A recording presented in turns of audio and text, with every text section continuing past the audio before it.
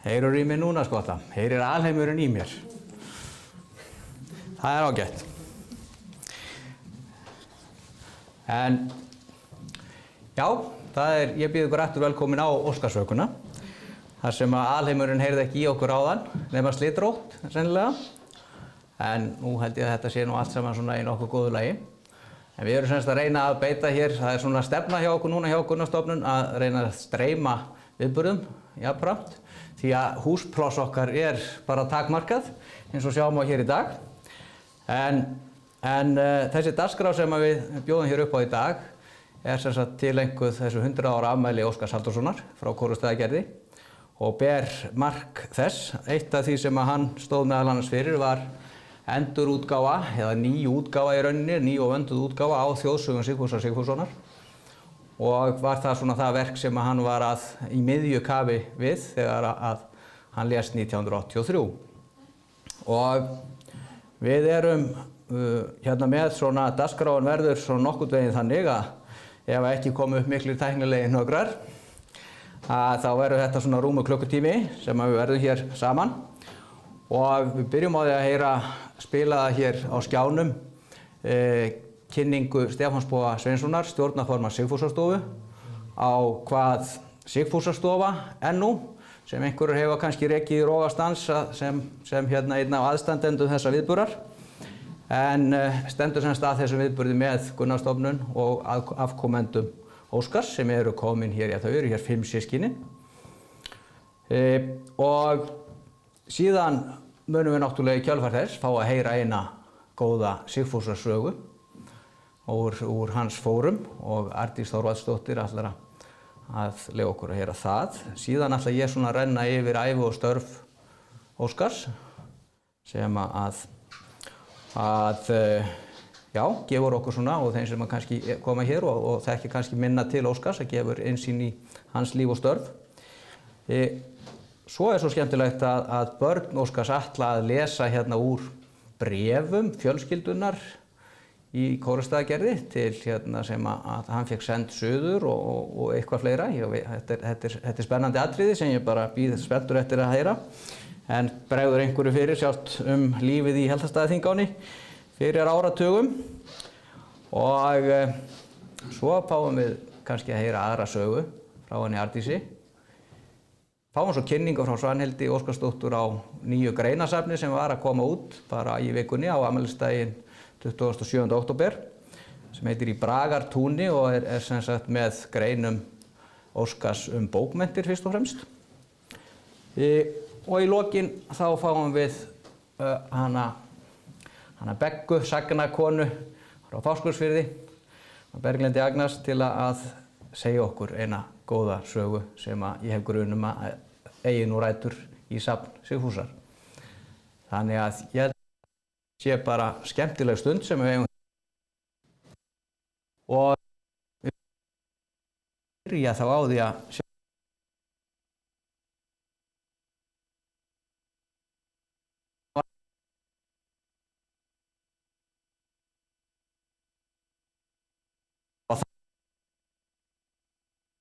að vera á stöðum í einu.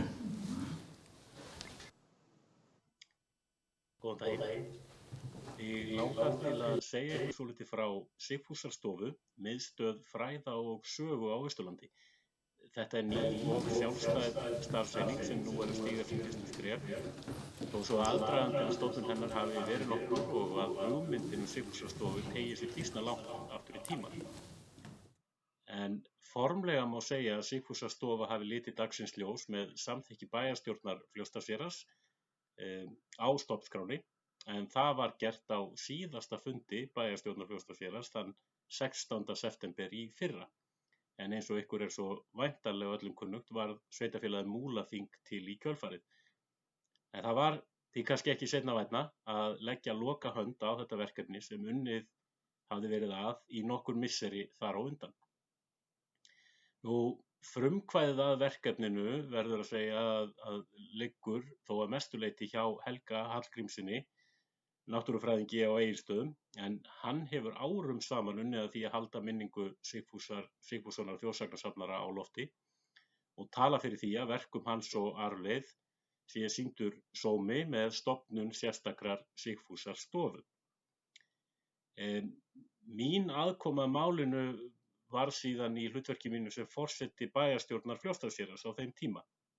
Og það var kannski á eilítið öðrum forsendum en innan atvinnu- og menningarnefndar sveitarfélagsins hafði nefnilega lengi verið áhuga á því að halda til haga verkum áðurnefnds Helga Hallgrímssonar og halda þeim á lofti með einhverjum hætti og skapa til þess viðeigandi vettvang.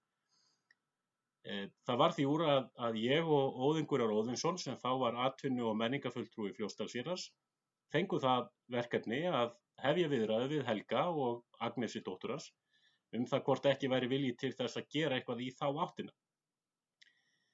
Það kom síðan í ljós, sem að hefði nú kannski ekki átt að koma neinum óvart, að Helgi hafði miklu meiri áhuga á að tala Sigfús Sigfússon heldur en sjálfan sig. Það var hins vegar alveg í slakasta lagi og eftir nokkra viðræður og bréfasendingar á milli manna þá komumst við niður á það sem nú stofnskrá þess sem fékk sem fyrr segir nafnið Sigfúsarstofa en ber að auki heitið Miðstöð fræða og sögu á Austurlandi. Tilgangur Sigfúsarstofu sem sagt að halda utanum og miðla upplýsingum æviverk einstaklinga sem lagt hafa mikið af mörkum til fræðastarfs á Austurlandi og til rannsókna á sögu svæðisins. Og það einnig tilgangur Sigfúsarstofu að stuðla að frekari rannsóknum og fræðastarfi í fjórðungnum.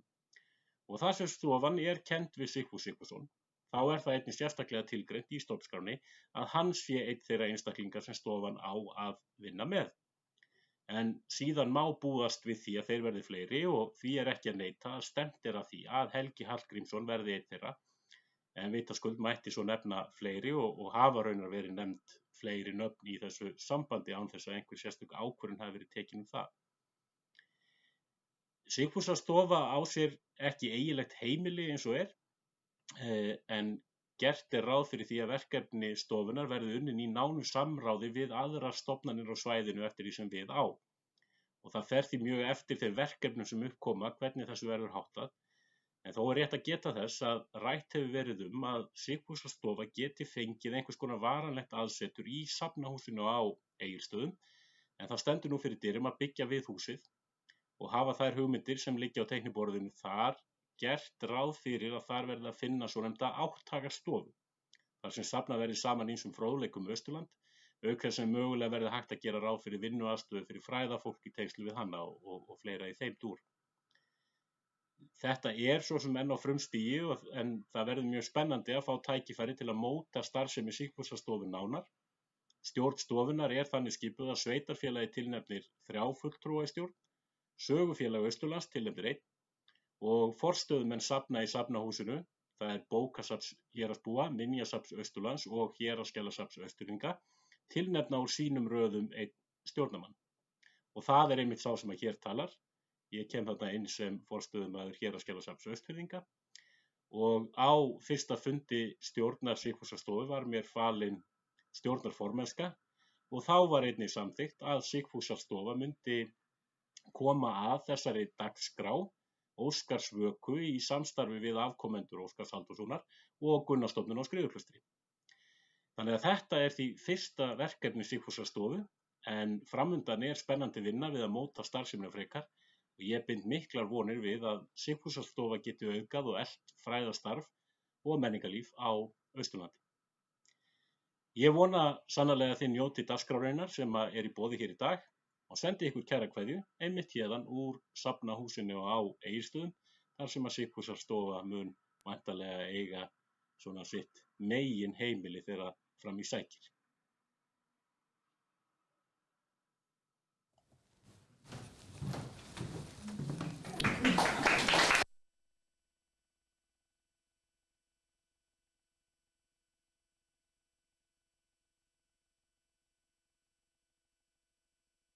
Þetta tæknin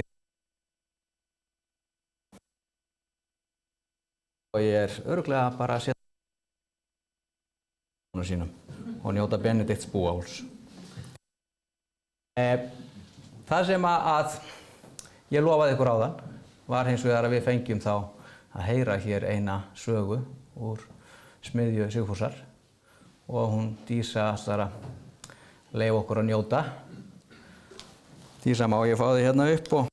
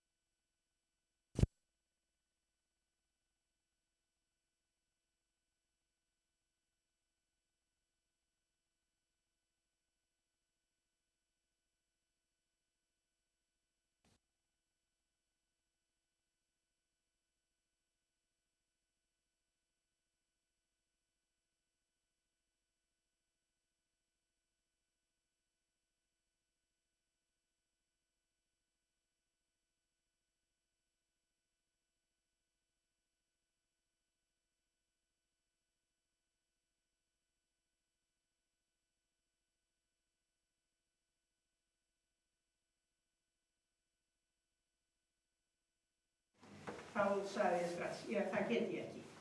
Sigfús þannig höfundur að það þarf snillingar til að endursegja það sem vel sé. En aftur á móti þá gaf ég mig það að lesa. Nú, það var talað eitthvað úr afreksmannasögunum og Sigfús var mikill aðdáandi, afrek af öllu tagi, sérstaklega aflauna.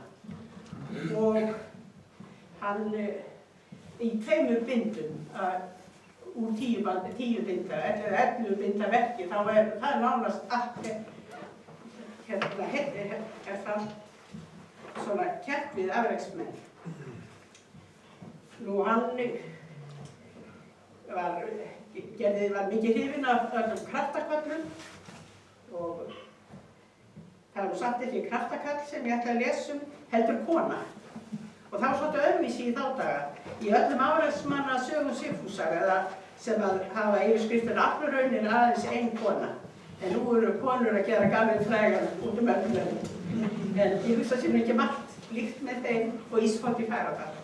Sem ég ætla hér með að kynna en hún var dóttir Runólfs Ögmundssonar og Vigdísar Gissuradóttur af Ísfold. Brattur og hás Sævarabakki í Fagradal og mælt á sumrum hefðu þeir feðgarnir þar látið í lýsiskagga og annað þvílíkt standa fyrir neðan eða niður í bakkanum. En gerði brimmikið var að færa það allt upp á bakkann. Þurfti þó oft snarræðis og styrkra handa við. Gafst Runólfi þó færi á því að neyta afls síns. Þegar börn hans þroskuðust og urðu einnig atgervismikil, einkum Runólfur og þó enn framar Ísfold. Og glöggarsagnir hef ég heyrt það að Runólfur eldri hafi stundum tekið lýsiskagg í fang sitt og borið upp á bakkann og sama hafa með sagt Ísfoldu þegar hún var full þroskuð að henni hafi eigi blett í augum að bera kagga. Hún var allra kvenna mest að vexti, hátt í 6 fóta há, skreflöng og herðamikil og afar sterklega sjá. Skapmikil og svipurð og óvægir við sig og aðra fremur greind. Æfði hún þegar í æsku bæði áflóg átök. Að stóryrðasögum þótt hún mörgum ókunnum sá hana þótt hún ærið einkennileg. Miklu þótt hún fremur hafa karla skap en kvenna. Hefur það þá verið sagt að hún til fiskjar í útdæmi sínum við föður sínum og mætti eigi ætla neinni liðleskju og borð á móti henni. Það enn einn sögn bestífi af Ísfoldar að hún hafi komið þar að eða verið þar viðstödd ef 3 karlmenn voru að setja bát, en gátu það eigi og mæltust til hjálpar. Ísfold var eitthvað stóðorð og rak þá frá bátnum, réðst svo ein á hann og bar hann á stöfum upp þangað sem hann átti að vera. Sumra manna sögn það að Ísfold hafi ræðið matreim og ædeis mikið og þeir sem mest átu og leytti kaffis í mesta máta, einhvern þegar fram í sótti. Lýsi drakk hún og með góðri list. Hyggja menn hún hafi lotið afsitt af því. En það eins sögn að Ísfoldu hún hafi lent í sviptingu við skipara einn útlendan í Vopnafjarðarklaustur. Hefur hún þó ærið oft átt að sæta þar glettingum. Svo sagt að verslunarstjórinn fengi hana til að skilja fyrir sig ull verslunarinnar og sæti hún ein í ullarbing upp á pakkhúsloftu við vegg sitt. Margt var manninn í kaupstaðnum, sveitamenn og útlendingar. Og þess getið að þar á meðal væru fiskimenn útlendir, duggarar, segja sumir. Margir menn voru þar drukknir og sló í smá hreður með ýmsum. Skipari var þar einn með öðrum drukkin. Hann komst á snoður það að einn kvenmaður var upp í vörhúsloftinu og ykkur nú gott til blóðar að hafa gaman að einverfa hennar. Úr því að svo heppilega vildi til. Hann lappar nú í loftið og heilsar Ísfoldu. Hún tekur því þægilega en gefur gestinum út undan hornauga óhýrt. Hann fer nú að hafa við hennar blíðskapar tilmæli og lætur sem þó sé gamanspög. Hún tekur því öllu saman vel og líklega. Svo hann hyggur að lúka samlaginu sem fyrst meðan enginn komi að. Runólfur hafði verið í kaupstaðnum og var varaður í því að skiparinn hefði skotist til dóttur hans. Hann kvað rétt á lofaði að tala út. Svaður fólknum myndu sjá sig og hló. Þegar minnst var þið, sjá menn hvað Ísfold kemur með skiparann grenjandi og bölvandi í fangjunum að stiga og skálmar með hann út úr húsinu.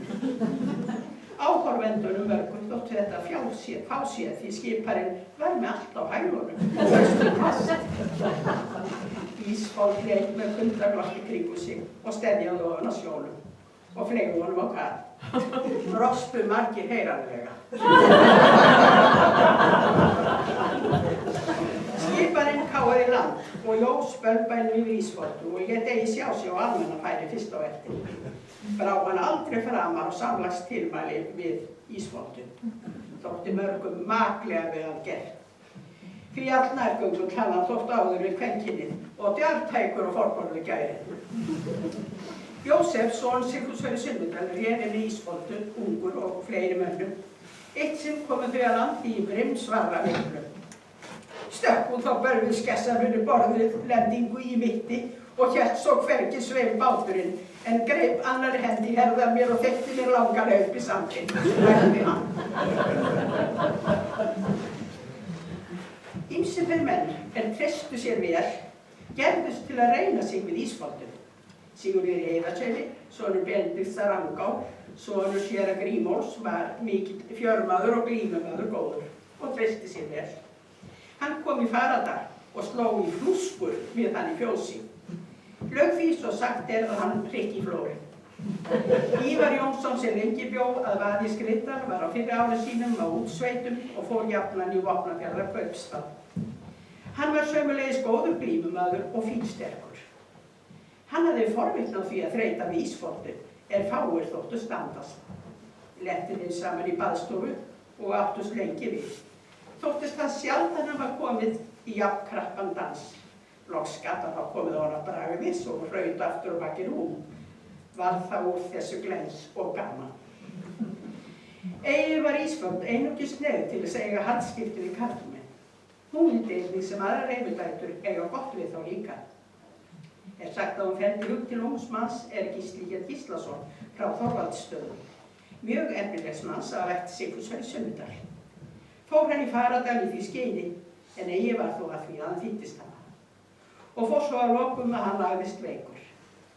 Ísfold honum heitt og að sögn þóttu ýmsar skrýttar sögur gengu það. Nú það sögn ýmsara manna að það væri þá að Ísfold skálmaði austur yfir Smjörvasheiði að sækja Gísla Hjálmarsson. Hann var mesta gertumenni og þótti sér lítil virðing sýnd í því að senda kerlingu sem hann kvað á orði eftir sér. Hugði hann tók hann af sér á heiðinni norður. Því bæði var lófaþæfingur og hann mesti víkingur til gangs. En honum var það eiga því. Ísfold brýndi hlið við hlið yfir heiðina og sagði hann að sá kerlinga djöfull hefði nærri því verið búinn að sprengja sig.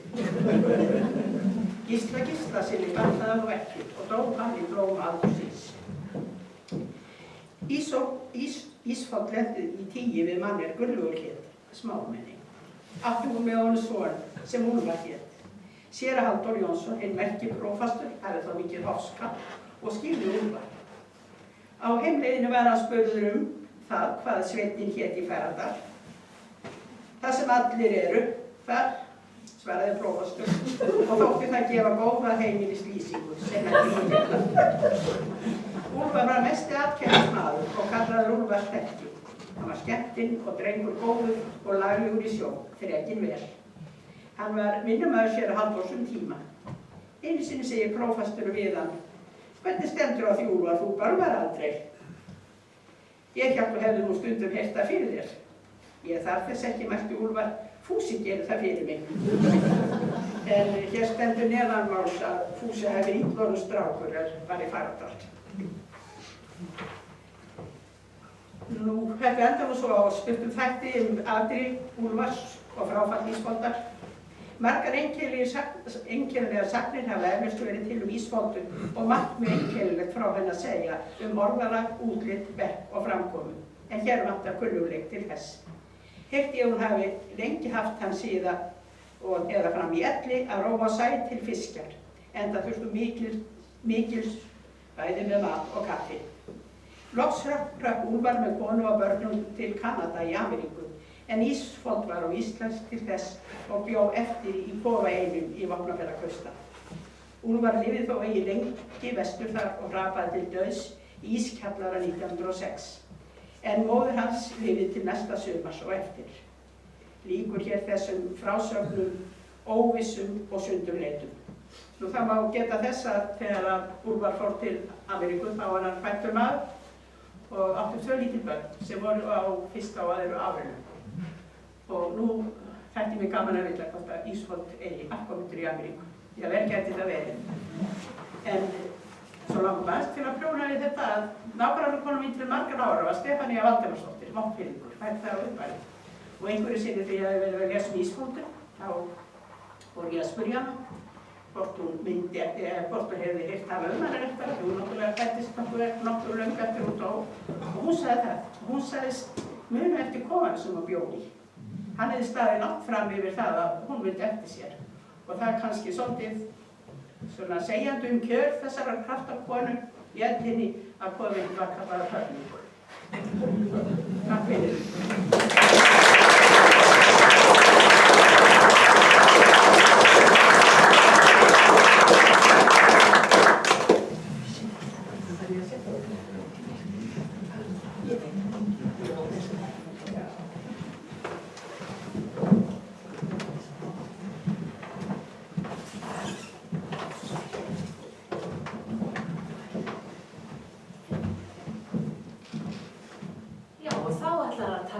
Næstur Skúli Gunnarsson, hann ætlar að fara stuttlega yfir ævi og störf Óskars.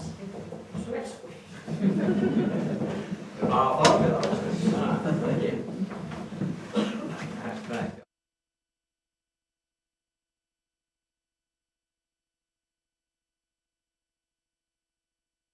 Þannig að það er alltaf, þið greinilega, það er bara kjúpurinn frá ykkur sem að mynda hér eitthvað vegg fyrir hérna þráðlausu mikrofóna hér. Þó ekki nema þessa nokkru metra. Þannig að það er þannig, en við höfum hljóð frá myndavél sem er þarna fyrir glugga, þannig að það er allt í góðu.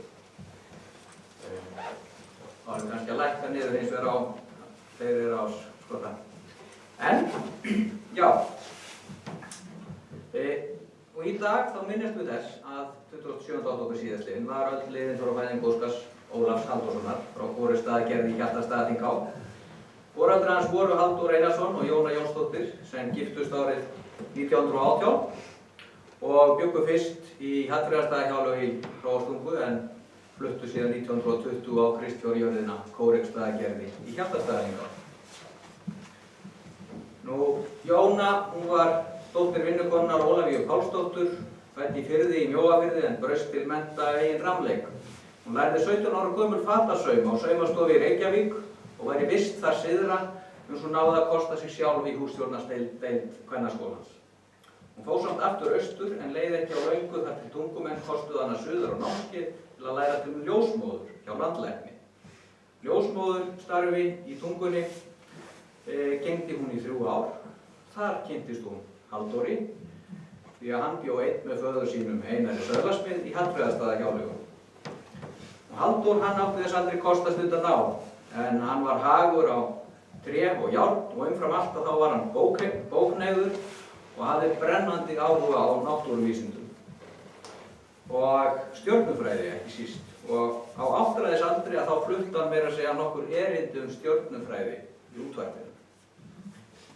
Og heimilið sem að þau Jón og Halldór bjuggu sonum sínum í Kórustaðagerði, það var svona hefðbundið sveitaheimili þess tíma, en áhugi foreldranna á náttúruvísindum, bókmenntum og heilbrigðismálum tendraði eflaust einhvern neista hjá drengjónum.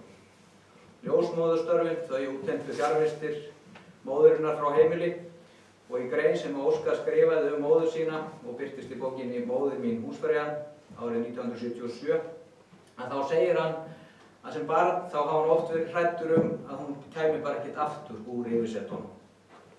En þá var amma Ólafía til staðar og stytt honum stundir með sögum og kvæðum.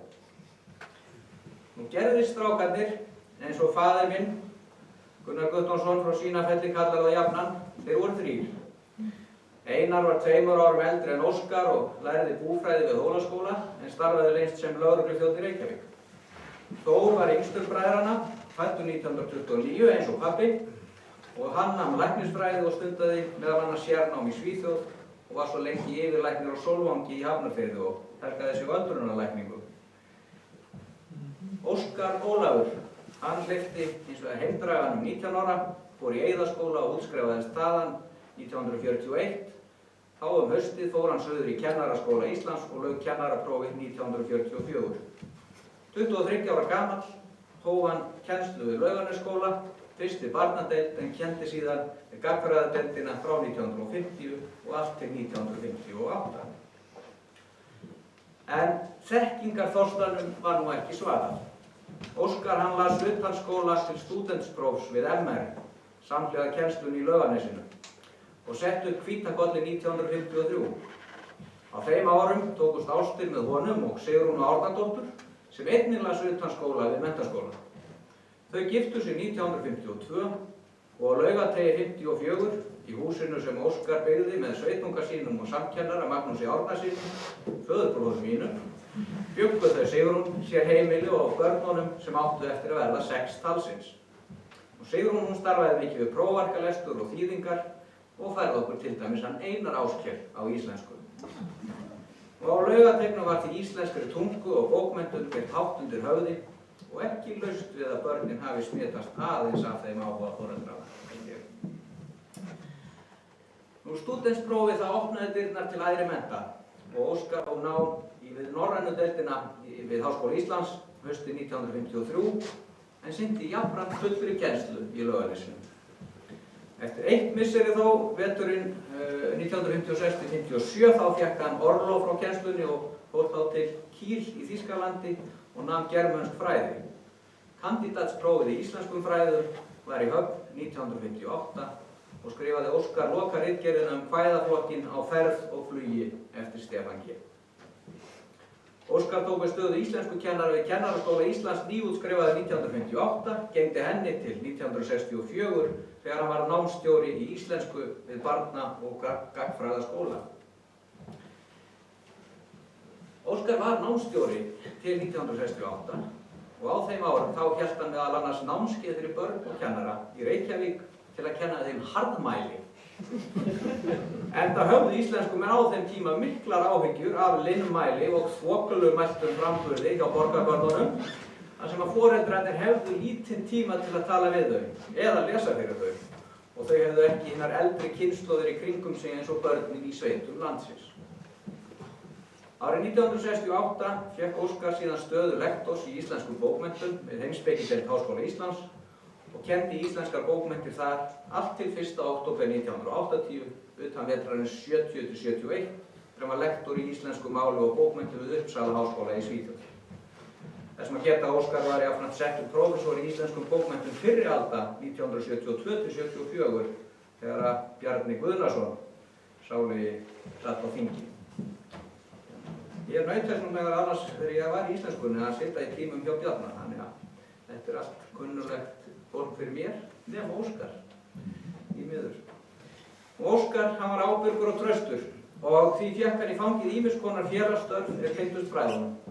Hann tók þátt í að móta starfsemi Bókmenntafræðistofnunar Háskóla Íslands og var virkur við stjórnun hins íslenska bókmenntafélags og máls og menningar og meiri tími fór þó hjá honum í fræðin og ritstörfin og með hreinum ólíkindum hve miklu hann kom á prent, bæði af eigin fræðilegum skrifum og eldra efni úr sjóði íslenskra bókmennta.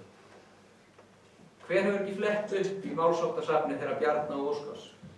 Og mörg okkar hafa lesið skólaútgáfur af Íslendingasögum með ítarlegum skýringum hans. Og við sem höfum fjöldað sömu Götu og Óskar í íslenskum fræðum höfum notið bókanna braggs og ljóðstíls, bókmennta og lærdómsöld og lært uppruna og þema Hrafnkels-sögu. Með því fræðiriti braut Óskar reyndar blað í rannsóknum á Íslendingasögunum og gekk gegn gömlu bókfestukenningunni sem Sigurður Nordal og fleiri settu fram á sínum tíma. Óskar kom í rauninni fram með nýju sagnfræðslukenninguna, að Íslendingasögurnar séu hvort tveggja í senn þjóðleg arfleifð og höfundarverk og eigi þannig rætur í frásagnarlistinni.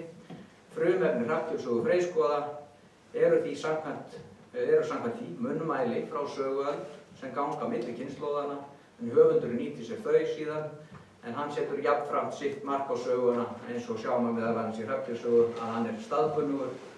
Þetta var nú grein og kenning sem að menn fögnuðu nú svolítið hérna fyrir austan. Því að menn voru nú ekki alveg sáttir við það að það væri lítil staðfræði þekking í Hrafnkels-sögu þegar að Sigurður Nordal kom með það á sínum tíma. Óskar hann sagði sig frá embætti við Háskóla Íslands þegar hann var kominn með rétt til eftirlauna haustið 1980 og þá ætlaði hann að helga sig fræðunum. Áhugasvið hans hafði í æ ríkara mæli hallast að frásagnarlistinni og þjóðfræði og dvaldi hann nokkrum sinnum í Uppsölum og Dyflinni á Írlandi við þjóðfræðirannsóknir. Hann var með 2 stór verkefni á prjónunum þegar hann lét af störfum við háskólann. Annað var bók Grettis-sögu, þar sem hann hugðist byggja rannsókn sína á aðferðum þjóðsagnafræðinga. Hitt verkefnið var ný og vönduð útgáfa á íslenskum þjóðsögum og sögnum Sigfúsar Sigfússonar, þar sem farið yrði í frumhandritin og dregið inn í safnið efni sem ekki hefði áður komist á prent. Því miður þá ventist Óskar ekki aldur til að ljúka þessum verkum, en af sögum Sigfúsar bjó hann til prentunar fyrstu 4 bindin áður en hann féll frá 1983, rétt rúmlega 60. Aðrir tóku við verkinu og luku því og þessi heildarútgáfa á sögum Sigfúsar einhver vandaðasta útgáfa á þjóðsögum hérlendis, held ég megi segja, og afar mikilvæg fyrir okkur Austfirðinga. Það má segja að Gerðisstrákurinn hafi brotist til mennta úr útmannasveitinni til íslenskra fræða. Í uppvexti sínum í Hjaltastaðaþinghánni fékk hann fornsögurnar, frásagnarlistina og kveðskap þjóðskáldanna beint í æð frá foreldrum sínum og ömmu. Það veganesti var honum kveikjan að lífsstarfi. Hann kenndi nemendum á öllum námstigum og miðlaði þekkingu sinni þannig til kynslóða sem síðan hafa borið visku hans áfram, og með rannsóknum sínum og ritstörfum þá lagði hann sitt blóð á vogarskál fræðanna til að auka skilning okkar á menningararfinum. Óskar, hann var fræðaþurr af lífi og sál og var meðal annars, og ekki kannski síst meðal þjóðarinnar, þekktur fyrir upplestur. Sérstaklega á ljóðum sem hann túlkaði með sinni hljómþýðu rödd með áreynslu litlum en tilfinningaríkum flutningi, bæði á samkomum og í útvarpi. Árið 1979 gáfu SG hljómplötur út lestur hans á nokkrum eldri kvæðum og nútíma ljóðum. Mér finnst við hæfi að enda þetta erindi Óskar á því að við hlýðum á flutning hans á kvæði Hannesar Péturssonar stjarnfræðinginn Kópernikus og komum þar með svona líka til móts við stjarnfræði áhuga Halldórs. Og þáttum á að reyna á hérna. Skattu slökkva á hljóðinu skotta á myndavél.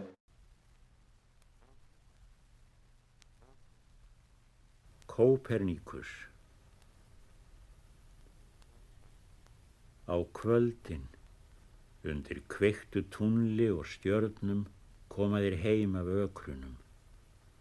Lágan óm ber vindur frá klukku, álútu höfði og hljóðir halda þeir stíginn hjá veðruðum róðukrossi, með feðranna gömlu gnúðu amboð á herðum.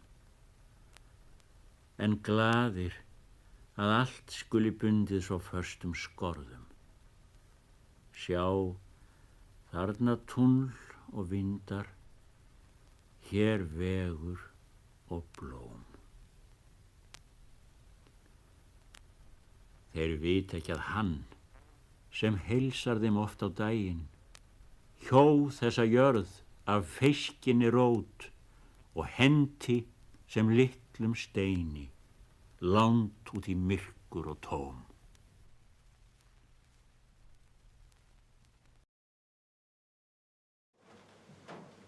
Takk fyrir.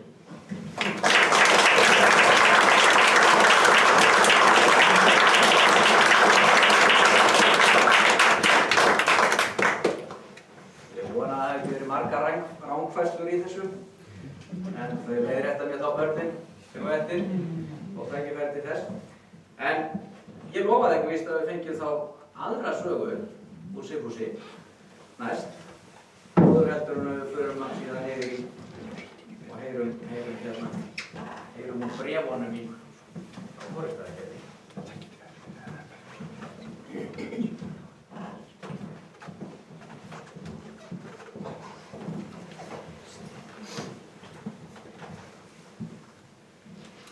Þau var les Borgóla Óskars Halldórssonar af Sigfúsarssögum þegar þær fóru að koma út 1980.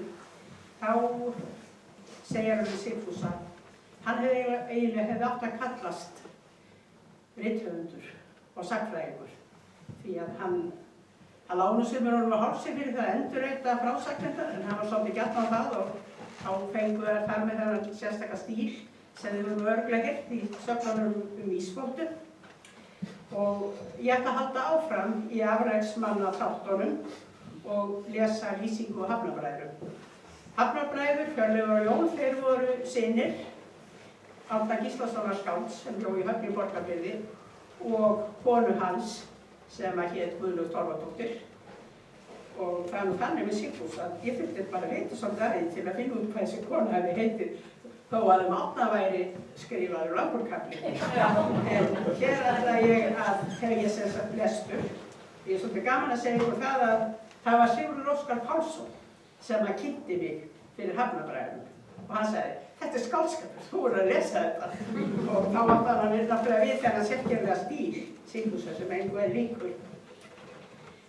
Útliti Hafnarbræður er víða list í skrifuðum og munnlegum frásögnum. Þeirra manna er sálfabræður. Verður það því fylgt er sannlegast þykir, í því ekki eru allir samsaga.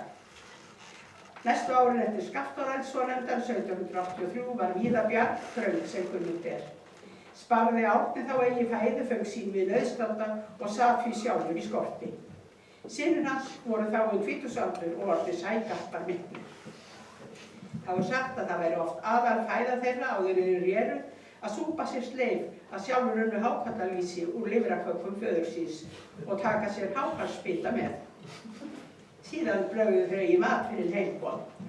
Þessa lýsisnökti juku þeir alltaf hálfri mörg og er sagt að þeir neittu þess loks eins loksbyggt og nýmjólk væri. Þeir þoldu manna með sult og áttu manna mest þegar svo var undir, einkanlega fiskafla, kjöt og nýmjólk. Þeir sóttu sjó að kappi en unnu lítið í landi, löngum efðir afraunir og íþróttir. Það er til dæmis sagt stökkfimi þeirra að þeir léttu sér yfir afturæning á jarðskjálftum. Hjörleifur hljóp og hafði sín í loft upp og að því lék hann sér að ganga eftir hásfokkum á bát er róið var með landi fram, hringinn í kring. Hann var maður í herralagi, afar þrekinn, með breið brjóst og bunguvaxna herðar. Og er sagt að hann væri 60 þumlunga ummáls axlir. Hann var fríður sínum, með dökkra augu, lítil og snör, rauðjarpur og hár, með rauðan kant. Helbökkur í ásinn. Allra manna best limaður, hendin, fögur, lítur og mjúk. Jón var öllu hærri, þó eigi fyllt 6 fet.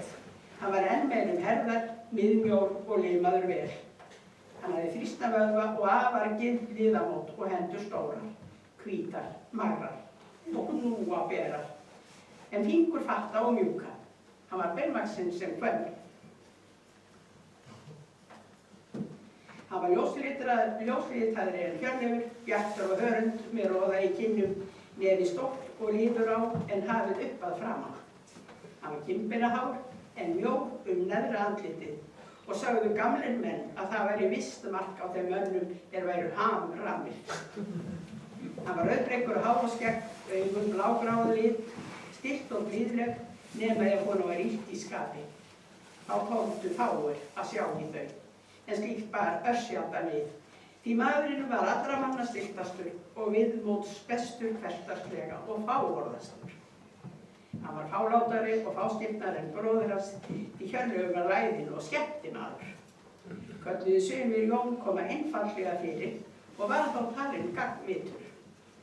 Var þó hvorugur þeirra bræðra fulllesandi né skrifandi til hlítar, því faðir þeirra sinnti þeim ei fyrir óreglu. Lærðu þeir barnalærdóm sinn utan að því báðir voru fluggáfaðir, þó einkum Hjörleifur. Margt var sameiginlegt með þeim, báðir þóttu seinlegir í háttum og geta verið ánslegir, seinmæltir og nefnmæltir. Þeir töluðu hreinna og kjarnbetra mál en þá gerðist og löngum urðu Hjörleifi kjarnyrði og sparkmæli á vörum. Þess þó eigi getið að þeir væri skáld. Þeir þúguðu hvern mann, seinlegir þóttu í framgöngum. Þeir voru stífðir og stríðinir þeim heldri mönnum, þeim þóttu yfirgangsmenn, en mjög örlátur og trautgóður við snauða og vesæla. Sumir höfðingjar náðu þó hilli þeirra og voru þeir við þá mjúkir og takksamir, en höfðu þó sína siði eins og heima. Lýstu þeir þá löngum óanægju yfir fákunnáttu sinni, snöruðu sér flötum á gólf þeim var boðið sæti í skrauthísi og hölluðu sér upp að þyli með þessum ummælum. Mér hæfir ekki sæti á þessum stað. Kann ég neitt, því kennt var mér aldrei neitt nema huldum að sáttur úr hólum komin. Hér ég ekki maður með mönnum. Sagt að þeir drykkju oft og ættu þannig úr knjá sér. Flestum meiri mönnum þóttu réttast að láta þá óáthalda fyrir sína sérlegu hætti, því fljótlega gat skipt og var þeim þá alveg sama hverjar fréttarmaðurinn var. Ekki voru þeir kirkjukæra, en þegar þeir hlustu og ræður klerka, gátu þeir þulið þeir á eftir þeim þóttu þeir nokkurs vildi. En vandlifa var prestum undir þeirra stjórn. Munu þó borgfirðinga klerkar heldur hafa vægt til við þá. Flestir menn vildu þá og fyrir mikils fyrir atgerfi og mannkosti. En þrátt fyrir það urðu þeir einangraðir og því líkastir sjálfir sér að utan og ofan. Á utan og ofan við allt síðadegur hefðar prjál og smjáður.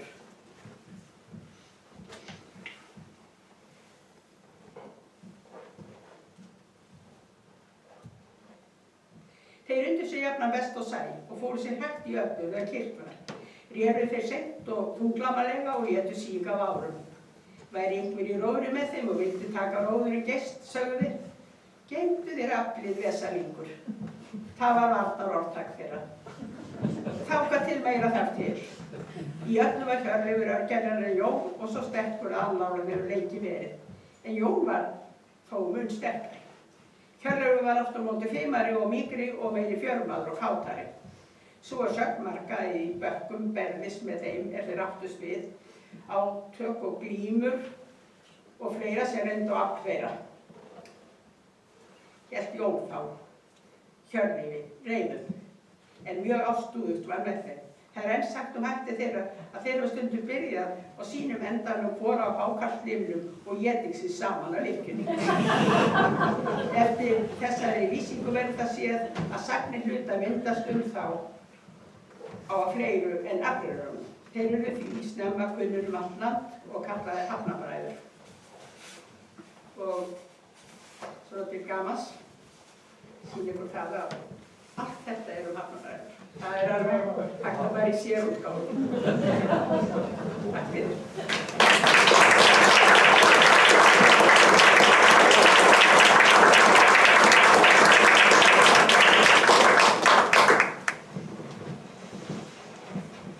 Ægir að þakka þér að hafnabræður. Það voru einstakir menn. Þarftu ekki að fá óbyr? Nei, veistu það, þetta allt óvirt, þetta bara má bara eiga þetta. En við sem heldum við værum búin að tekja okkur svo vel og marg prófa hér allt í gær, en mannfólkið, við erum öll með eitthvað í kringum okkur sem við sjáum. En hvað það, þá komið að óvæntatriðinu með þau börn Óskars sem ætla að lesa úr bréfum úr fjölskyldunni og Þið getið bara, þið getið verið hérna og við höfum hérna gleiðar á opnu á gleiðari myndina. Þá ná allir að sjá til ykkar og við erum ekkert að setja í ykkur nælur. Við notum bara hérna ljóð, já, það er hérna. Sleppa þau ekki þarna inn í sjónsviðið, svona. Ég færa aðeins hérna, eða komist svona. Hérna fyrir miður. Já, aðeins betur svona yfir miðuna, þetta er fínt. Já, komið að sætlæsið, það er mikið gaman að vera hér með ykkur í dag. Við erum semst hérna 5 af 6 börnum Óskars og Sigrunar. Það er semst Árni, Völundur, Jónadóra, sá heiti ég og Vigdís og svo er Svanhildur hérna, talar hérna þess á eftir. Og okkur langar til að lesa fyrir ykkur svolítið samantekt úr bréfum sem að varðveist hafa frá fjölskyldunni í Kólustaðagerði og það er kannski frekar óvenjulegt að það varðveitist svona heildstæð bréfasöfn og það sem hafa varðveist bréf frá öllum til allra. Þannig að það þótti gaman að lesa þetta í samhengi. Skúli Björn er búinn að gera grein fyrir fjölskyldunni, sem sagt afa og ömmu, Halldóri og Jónu sem sagt, og sonum þeirra 3, Einari og Óskari og Þór. Og í þessi bréf sem við lesum úr, þau eru frá 1940 til 46, en á þeim tíma þá eru Óskar og Einar farnir til náms, Einar til Hóla og pabbi fyrst var hann á Eiðum og síðan í kennaraskólanum fyrir sumar.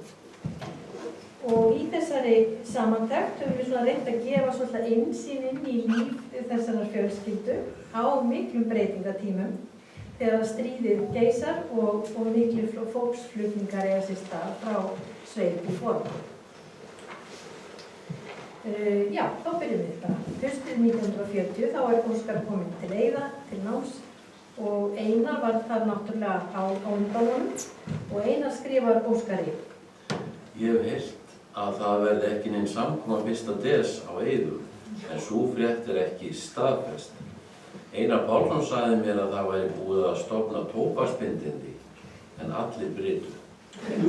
Okkur kom saman að það væru aumari menn en í okkar tíð. Er nú þetta satt?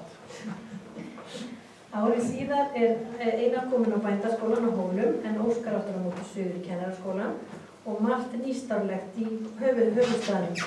Hann skrifar í bréfi til Einars. Skólinn er tekinn til starfa fyrir viku síðan og fekk mér vel að vera þar. Þó er það nú ekki eins skemmtilegt og á Eiðum, að minnsta kosti ekki ennþá.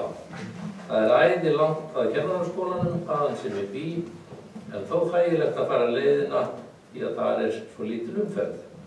Er ætli maður sér til dæmis að fara Austurstræti og hafa hraðan á, er það ekki eins auðvelt því það er stundum eins þröngt eins og í réttinni heima í fyrstu göngu. Ég er búinn að vera í 2 sundtímum í sundhöllinni, það er nú gaman að vera lagsmaður. Man er óhætt að steypa sér beint á hausinn og fara marga metra niður án þess að fara í botn. Laugin er stór eins og stærðar tjörn. Það eru fremur fáir syndir í 1. bekk skólans. Í bréfum þeirra birta til foreldrana eru aðrar áherslur og þau varða svona meira praktísk efni. Óskar skrifar heim.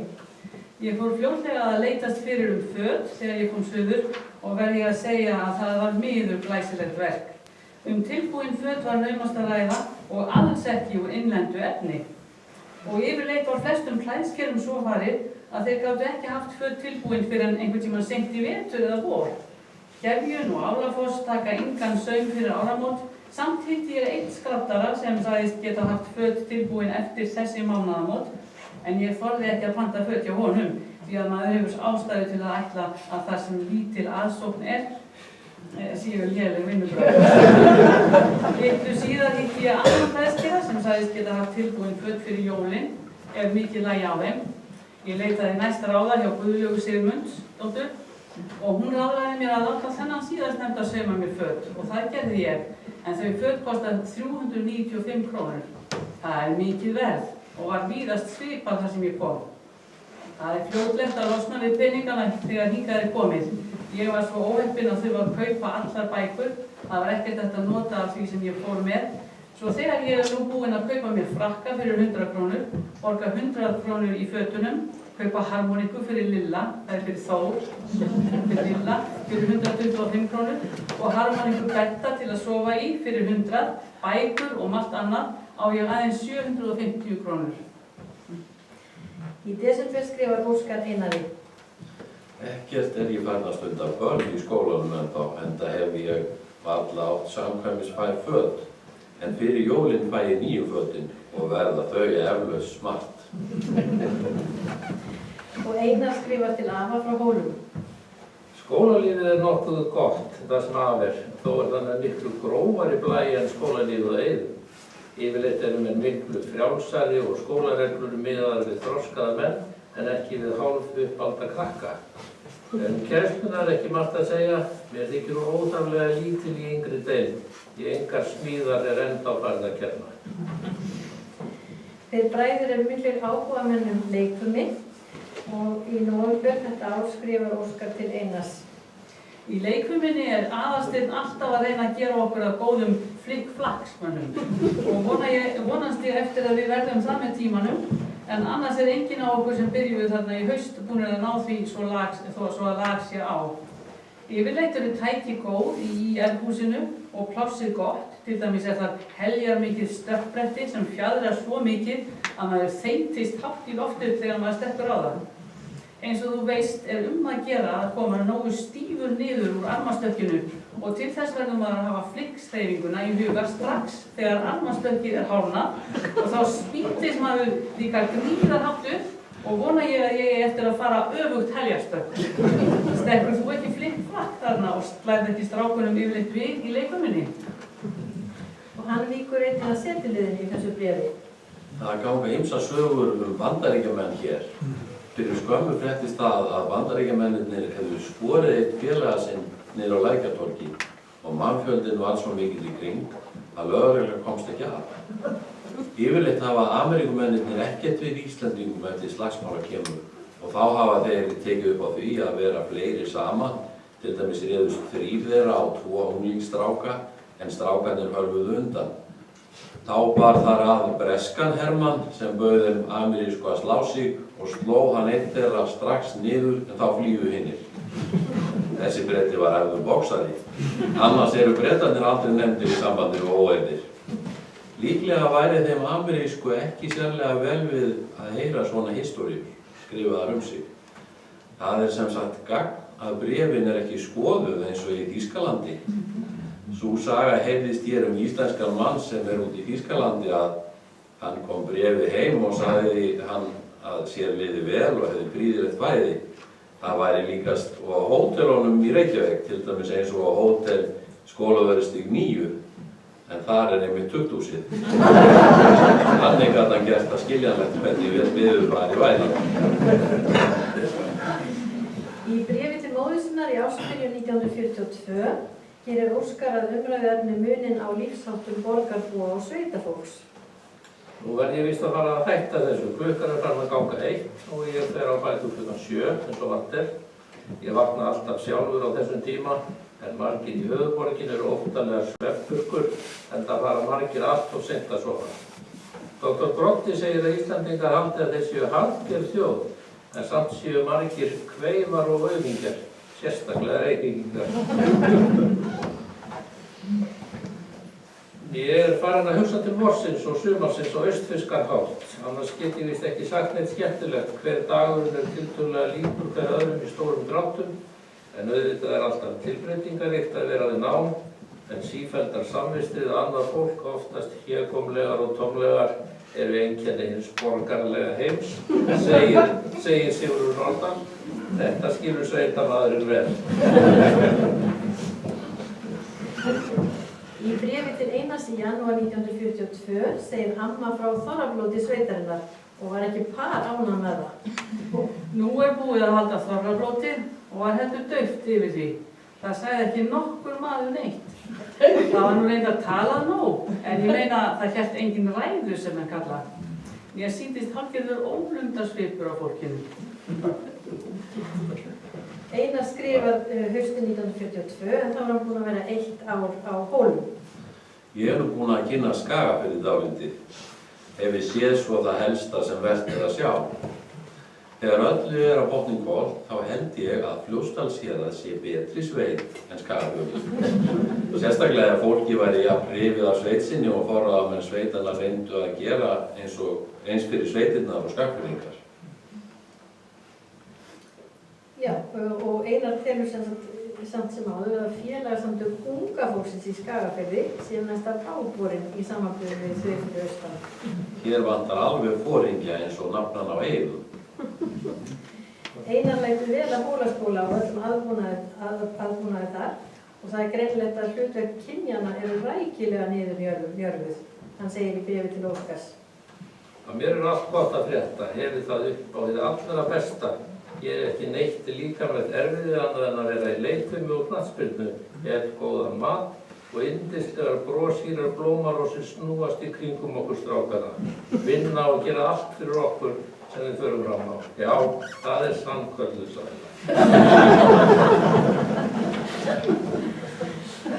Í janúar 1943 skrifar Einar Óskari og segir: Í þetta skipti get ég lítið sagt því sem heitir alvarleg málefni, því ég nenn ekki að fara að ræða búnaðarmál og skít og þess aftar sem allir eða flestir kennslutímarnir fjalla Mér var það að orði þegar ég fór að athuga áburðarfræðina að það væri merkilegt hvað hægt væri að skrifa mikið skít, en hún rúmar 130 blaðsíður. Í ársbyrjun 1943 hugur í bændum í Hjaltastaðaþinghá og ákveða þeir að kaupa dráttarvél í sameiningu. Eins hafa þeir skorað á Búnaðarfélag Íslands að senda mann austur til að mæla og kortleggja votlendi og áveitusvæði í hreppnum og gera tillögur og áætlun áveitur og framræslu. Sömuleiðis hafa þeir farið fram á að fá eina af þessum 9 skurðgröfum ríkisins austur. Afi segir Einari frá þessum áformum öllum í bréfi. Það kemur fram að Eðvald Malmkvist ráðunautur hafi verið á ferð að safna pöntunum skurðgröft. Frá kemur að bændur þurfa að leggja fram 1 krónu fyrir hvern teningsmetra sem skurðgrafan grefur. Og afi segir í bréfinu: Malmkvist sagði að þeir fyrir sunnan efuðust að við hér hefum nú verkefni fyrir skurðgröfu, svo hann sagðist hafa farið þessa ferð til að fá skráðar vinnubandanir og senda suður svo að þeir sæju að hér væri eitthvað að ræða. Ég segi það satt, það líf í tuskunum hérna. Amma vakir eins og aðal mæður yfir velferð barna sinna og óttast mjög freistingarnar í höfuðborginni. Þú ert aftur komin í Ármann. Hversu sæll ég ekki að vita því þar en þú sætir á einhverri knæpu og er í slæmum félagsskap. Það náttúrulega einhver til erfiði, en erfiði þroskar mannin sé það bara ekki of mikið og maður getur horft með djörfung móti erfiðleikunum og snýr ekki við þeim baki. Það fylgdi því talsverðar útréttingar að vera fulltrúi fjölskyldunar í höfuðstaðnum. Meðal þess sem Óskari falið að útvega í Reykjavík fyrir fjölskylduna og fólk í Hjaltastaðaþinghá má nefna tjald, gler í snjóbylgjuglerugu, penna, frakka, hálstau, skó, peysufattaefni, lyktarmeðal, fótbolta, dómaraflötu, bólusetningasprautur, bílveikiskammta, teikniáhöld, kálplöntur, borð og stóla, úr, beltisylgju, hnífapör, kartöflumudrópa, plötur í 4 volta geim, skíleggjar í miðstöð, skíði, brúðargjafir, fiðlustrengi, gítar og harmonikur. Þetta er oft erfitt því vöruskortur er mikill. Þessi greinargerð frá Óskari til Einars í nóvember 1944 sýnir hvað útréttingar gátu verið tafsamar og erfiðar. Olíuvélina hef ég ekki getað fengið. Ég hefur verið sagt að þær væru ófáanlegar og var ég þó búinn að spyrja víða eftir þeim. Ég sendi hérna bækurna sem þið hafi talað nema Undur veraldar sem koma ekki út fyrir eftir áramót. Þá hef ég fengið augnmiðalið þitt, sömuleiðis batteríð fyrir Lilla og perurnar. Annars fengust batteríin hvergi núna, en ég plataði þessi út úr andra lærisveini mínum. Þau eru ekki alveg ný. Ég reynaði að fá önnur þegar þau koma. Fræshefilinn hef ég ekki getað fengið. Úr voru heldur ekki til hjá heilstaðanum núna að undanförnu, en hann sagðist fá þau fyrir jólin. Þá hef ég fengið dúkefni, hvernig sem mömmu gerðist að því, Það strigatau, en ég man ekki hvaða lit mamma vildi helst. Sömuleiðis fékk ég garnir. Munstur hef ég ekkert fengið. Verst af öllu þessu að ofninn skyldi ekki komast. Það hefur líklega kólnað fyrir austan núna. Það orðið kalt hér. Og seinna hausti segir Óskar í bréfi til Einars, það sama tema. Ég vinn ekki orðið leiðinlegra verk en labba búð og smyrja tímum saman eftir því sama og fá alltaf sama svari. Ekki til því miður. 19. janúar 1944 segir afi Óskari sitt hvað að lífinu í Kórustaðagerði. Yngvar einsetumaður kom hér í gærkvöldin til að létta sér upp og sjá fólk. Voru við að spila fram eftir. En á meðan bar fræna í flórinn var mamma mjög andaktug yfir slíku háttalagi að láta kúna bera í flórinn en setja við spil. En það samt gekk ágætlega. Við erum útvarslaus sem stendur, annar geymirinn var ónýtur. En ég á geymir hjá Birni sem hann ætlaði að setja plötur í en var ekki búinn að því nú fyrir skemmstu. Okkur þykir verst ef kennaraskólinn kæmi í útvarpið með barnatíma áður en maður búinn að koma lagi á rafurmagnsmálin ef ske kynni að heyrðist í ykkur makka. Það sést Maggi föðurbróðir. Í mars fær Óskar bréf frá Einari sem hefur bréfið með því að þakka. Já, þitt langa og ágæta bréf, hvert ég meðtók með henni mestu ánægju og ég nú vildi reyna að endurbetala af minni andans forgift ef hugartankarnir verða auðsveitnir. Ég vildi því byrja á því að þakka þér fyrir ágæta frammistöðu sem útvarpsstuðlur við barnatímana. Í fyrri tímanum fannst okkur málrómurinn ekki vel líkur, en miklu betri í seinna skipti. Á þann tíma hlustuðum við Lilli á Hjaltastað ásamt mörgum ungmennafélögum sem voru þar á fundi. Virtist mér öllum líka vel að heyra í þér, því lítið var hlustað á annað en þulinn, því að öllum hávaða sló í dúnarvopn hann kynnti atriðið. Fátt hefur verið skemmtari hér í vetur. Ungmennafélagið hélt ball fyrir okkur og hafði 1500 krónur inn. Var þetta einn besta skemmtun. Því hefur verið fleygt fyrir að Borgfirðingar ætlaði að halda boðsball og bjóða nokkur héraðsmönnum. Má vænta alls góðs að þeirri skemmtun. Í byrjun þessa mánaðar var haldið mikið hóf á Eiðum, þeir stóð í 2 daga. Fyrri daginn voru umræður skólamál, kvikmyndasýning, söngur og fleira. Seinni daginn var leiksýning, fimleikasýning, söngur og dans. Ég fór ekki þarna inn eftir sökum þess að ég daldi ekki föt í minn samkvæmsætt. En nú ég búinn að fá ný 540 krónar föt svo ég geti ferðað á borgina í kvöld ef ég nefndi. Einar skrifar svo Óskar í 7. maí 1945 þegar sér fyrir endan á heimsstyrjöldinni. Nú tíðin ekki mjög slæm, reyndar hefur alltaf verið sæmilegt í vor. Við pabbi erum búnir að grafa fyrir henni margumrættu hlöðu, langt komnir með að vinna á túninu og cirka hálfnaðir með að jafna gömlu tóttirnar austur á túninu. Þetta ólíkt betra heldur vorin á undan, þar sem allt hefur lent í amstri og erfiði vegna illviðra. Það annars ekki nema erfilegt að menn uppgefist á búskapnum þegar allt svona háð veðráttunni og hún sjaldan eins og hún ætti að vera. Eða með öðrum orðum, menn þurfa að beita öllum sínum kröftum til að halda kænunni á réttum kili. En þetta lagast aldrei nema mönnum lærist að skilja það að öll óhöpp stafa fyrirhyggjuleysi og klaufaskap.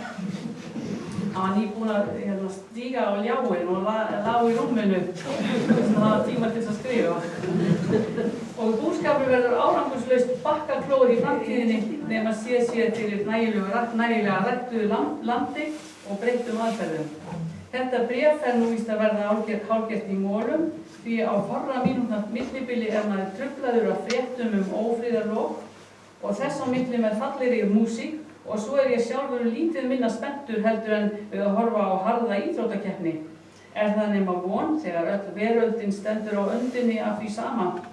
Gaman væri að vera sjónarvottur að öllum þeim látum sem á ganga í London og New York og víðar á þessum mínútum, merkilegum mínútum í veraldarsögunni. En maður verður að láta sér nægja að hlusta og fylgjast þannig með, kannski það líka best. Óskar skrifar Einari bróður vorið 1946 og verður tíðrætt ræktunarmálin. Það hugmyndir að vélvæða fjarvinnslu og auka ræktun í sveitum. Óskar hins vegar efins að þessar hugmyndir séu raunhæfar meðan byggð jafn dreifð og raun ber vitni. Þú myndist á að mikill hugur væri í héraðsbúum til þess að hefja framkvæmdir í ræktun.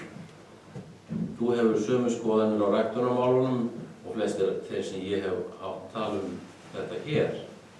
En þó í alvinnslu vélar væru látnar ganga bæ á milli og rækta smá blett við hvert bæ ekki teljandi gert sem sparar vinnukraft bóndans.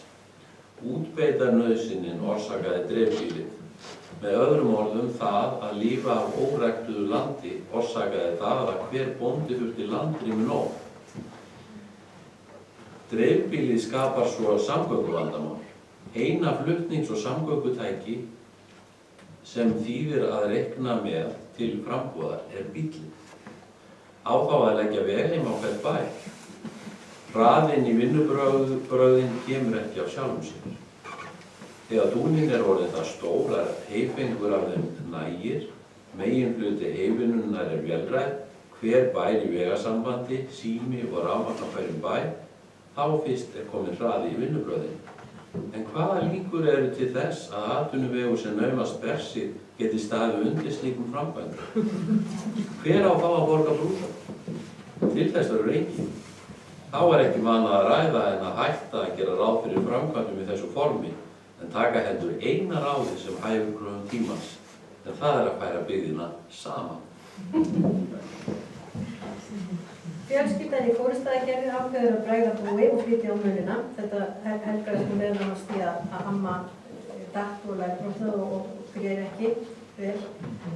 Amma komin suður á undan afa og skrifaði honum snemma í september 1946 til að gefa honum fyrirmæli hvað skuli selja fyrir austan og hvað hann skuli taka með suður.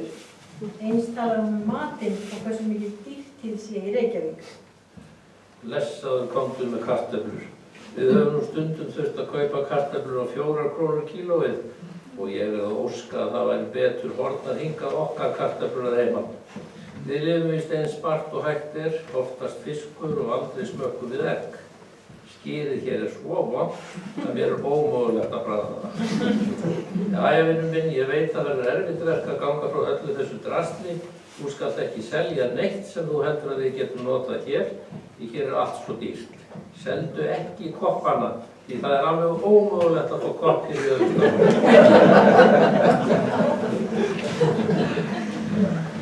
Lilli skrifar ömmu skömmu síðan frá Kórustaðagerði og segir að bréf hennar hafi komið heldur seint, því þið hafi verið búin að selja nánast allt. Það var sem haldið uppbúð. Koppana seljum við ekki og sannast á þeim málsátturinn að fátt svo með öllu ítt að ekki boðið nokkuð gott.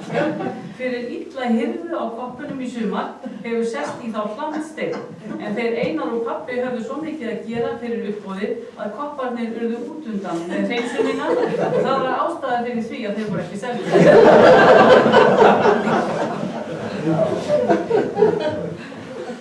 Sama leyti segir svo Einar.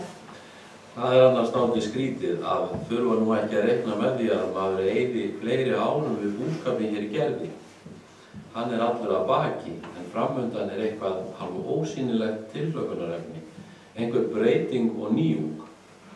Þetta sumar verður eins og hlé milli stormbylja. Maður veit ekki hvaðan vindurinn blæs næst eða hvort nokkur stormbylur skellur og aftur.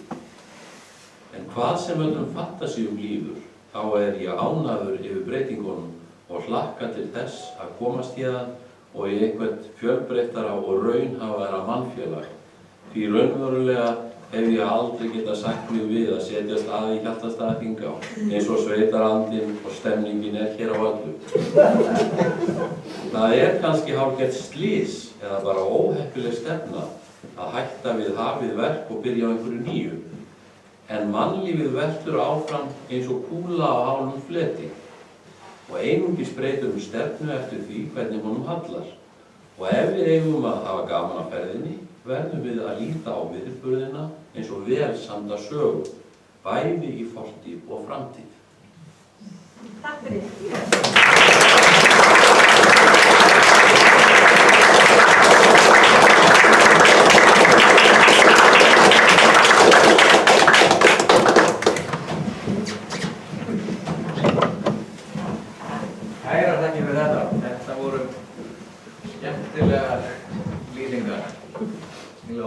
já, en það ekki hægt að skilja eitt systkini út undan. Svanhildur Óskarsdóttir, má bjóða þér að kynna þá bókina nýju.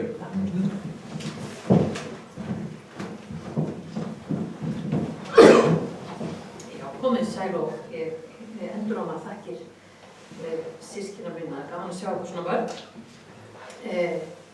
Þegar við fórum að hugsa hvernig við vildum minnast þessara tímamóta, þegar 100 árið er liðin frá fæðingu pabba, þá komst við fljótlega niður á þrennt sem við vildum gera.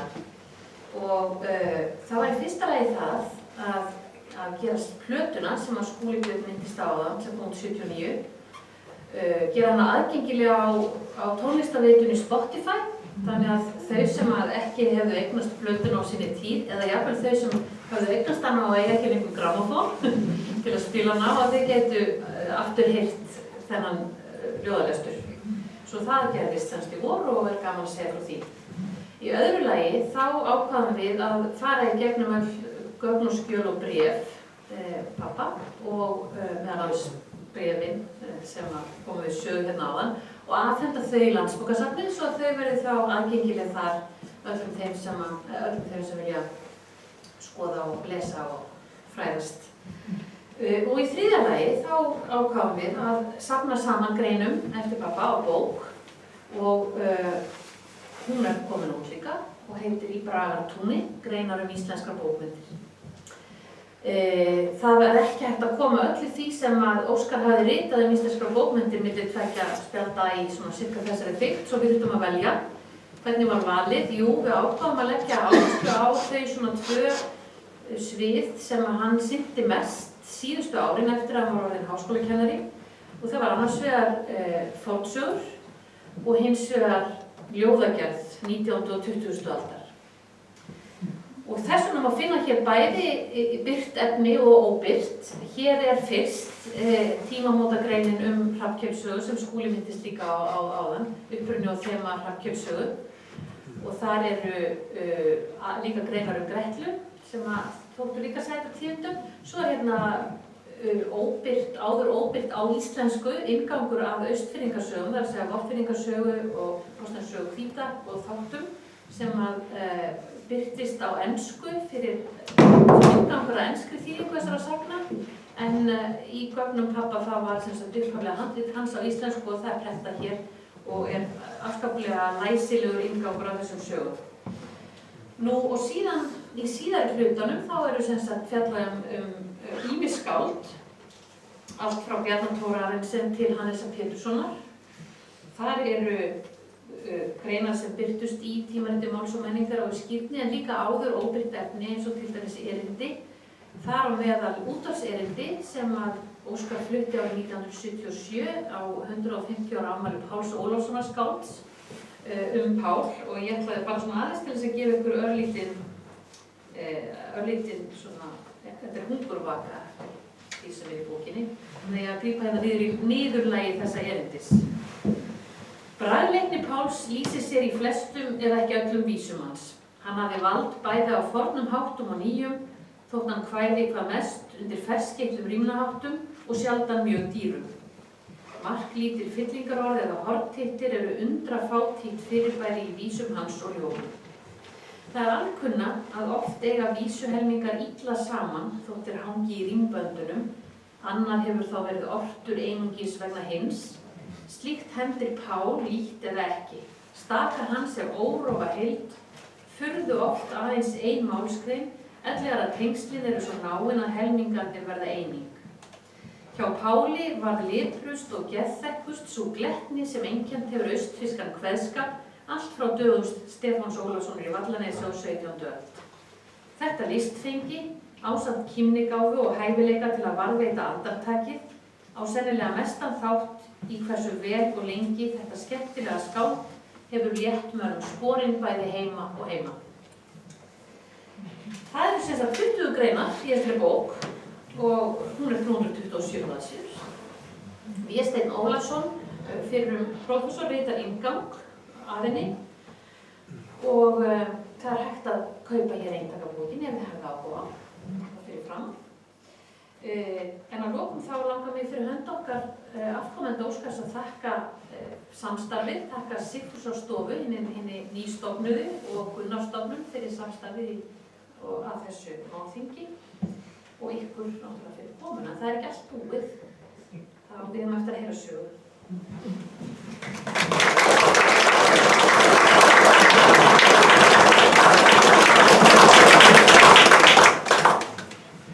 Já, það nefnilega ekki allt búið, eins og Brandur sagði. Við eigum nefnilega eftir að heyra sögu. Og bara svona því að það, ég ætla að láta það slá endapunktin í dagskrána, að það náttúrulega opið í kaffi niðri hjá Elisabeth og eftir og síðan hægt að kaupa bókina hérna frammi og það hægt að taka við kortum og alveg í því heimefnum og sjálfsagt líka skrifa sig á millifærslu allavega hana. En Berglind Ósk Agnarsdóttir og bjóða þér að sögu. Það má vera hér, þetta er frjáls. Komið sæl. Ég ætla að segja ykkur eina sögu og ég veit það þegar sagnamaður segist alltaf að ég segja eina sögu þá verða þær tvær. Það er óhjókandi. En ég ætla að byrja því að segja ykkur sögu sem heitir Heilræðin og pottkaka og hún er svona. Það var einu sinni fátækur maður. Hann var tómthúsmaður. Hann átti konu og allmörg börn. Og þau voru mjög fátæk, eins og áður sagði, að þau áttu bara korti til hnífs í skeiðar. Þannig að hann kemur á máli við konu sína í daginn og segir, hér er ekkert bjargræði, ég verð að fara annað og leita að vinna. En við eigum kofana, þannig best að þú sért hér með börnin og treystir á hjálp Guðs og góðra manna. Og konan svarar, já, eitthvað verðum við að gera. Og best að þú farir, en heldur þú verði lengi burtu. Það veit ég ekki, sagði, en ekki skaltu búast við mér fljótt. Og svo fer hann af stað. Og hann gengur all lengi þar til hann kemur að bæ einum, þar sem bjó bóndi sem var vel ríkur. En hann skorti vinnumann. Þannig að hann bauð honum vinnu og hann gerðist hjá honum ársmaður án þess þó að þeir reiddu kaup og kjör. Og árið líður og að loknu ári þá taka þeir tal saman, bóndi og tómthúsmaðurinn og bóndinn segir, nú er árið liðið og tími til að gjalda þér kaupið. Hvort má heldur bjóða þér heilræði eða ég gjaldi þér peninga. Og vinnumaðurinn sagði, ég vel heilræði. Og þá sagði bóndi, gakktu aldrei af gömlum vegi á nýjan. En má bjóða þér vera annað ár. Hann þáði það og hann vann hjá honum annað ár og það fór nokkuð vel á með þeim vinnumanni og bónda þó svo að þeir eru aldrei neinir sérstakir vinir. En svo líður annað árið og aftur kemur bóndi að máli við hann og segir, nú er tími til að gjalda þér fyrir vinnuna, hvort má heldur bjóða þér heilræði eða peninga. Og vinnumaður svaraði, ég vil heilræði. Og þá sagði bóndi, þá skaltu gæta þess vel að dvelja aldrei nótt í húsi þar sem býr gamall bóndi með unga konu. Hann þakkaði fyrir það. Og vinnumaður segir, já, ég ætli sé ekki best að ég fari að fara heim núna. En bóndi bað hann að vera 1 ári viðbót. Konan mín, hún er örugglega tilbúin að bíða í 1 ára enn. Þannig að hann vinnur hjá honum 1 ár til viðbótar. Og svo kemur aftur að því að þeir taka tal saman hvort þeir ekki að greiða manninum laun. Og hann segir enn sem fyrr, hvort má ég heldur bjóða þér heilræði eða gjalda þér peninga. Heilræði, sagði maður. Og þá sagði bóndi, þá ætla ég að biðja þig að hafa það hugfast að einhver tíman verðuru óboðslega reiður að knékrjúpa og lesa Faðirvorið 3 sinnum áður heldur en að þú fremjir eitthvað heiftarverk. En nú held ég sé mál að þú farir heim. og hann er að búa sér til brottfarar, þá kemur bóndi með kökur, pottkökur, og hann segir, þetta skaltu fara með heim og stinga uppi konu þín og börnin, svo að koma þín bjóði nú frekar pínulítla gleði heldur en hrigð. Og með það fór Karl, með pottkökun undir hendinni og hann gengur áleiðis heim. Þar hittir hann 2 menn sem voru á sömu leið og þeir ganga samferða þar til þeir koma að vegamótum þar sem nýr vegur liggur af þeim gamla. Og mennirnir vildu fara nýja veginn, sögðu þetta er miklu betri vegur, hann er bæði styttri og greiðfærari, en tómthúsmaðurinn okkar sagði, nei, ég held við þann gamla. Og hann fór þann gamla og hann var ekki búinn að ganga lengi þegar hann heyrir hróp og köll, skrækja mikla og skelfingaróp af nýja veginum. Þannig hann hleypur upp á hól og hann öskrar eins hátt og hann getur. Og þá fellur allt í dúnalogn. En mennirnir koma hlaupandi og segja honum að það hafi ráðist á ræningi sem vildi þeim illt. En hann hafi með því að öskra svona hátt bjargað bæði lífi þeirra og peningum. Og áfram gengur hann að næsta bæ og þar fær hann gistingu nóttina og góðan beina. Morguninn þegar hann vaknar þá berast þau tíðindi frá fyrri bænum að bóndinn gamli hafi verið myrtur nóttina. Þá fattaði hann það að vinnumaðurinn sem vildi Olmur fá hann inn hafi myrt bóndan því hann sá alveg hvernig hann horfði á ungu konuna og hann hafi ætlað að kenna sér morðið. Í huganum þakkaði hann bóndanum sem hann hafði unnið hjá fyrir gott ráð og hélt áfram heim á leið. Og hann kom að litla kotinu sínu seint kvöld og kom þar að öllu lokuðu og læstu.